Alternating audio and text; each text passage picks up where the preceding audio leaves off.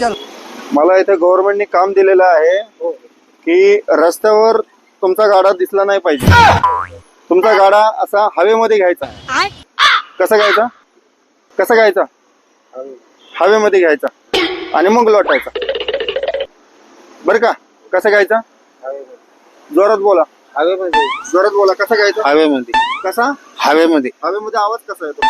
मला नाही माहिती. तरी तुमच्या हिशोबाने आवाज कसा येतो हवेमध्ये? क्लिअर येतो. हा?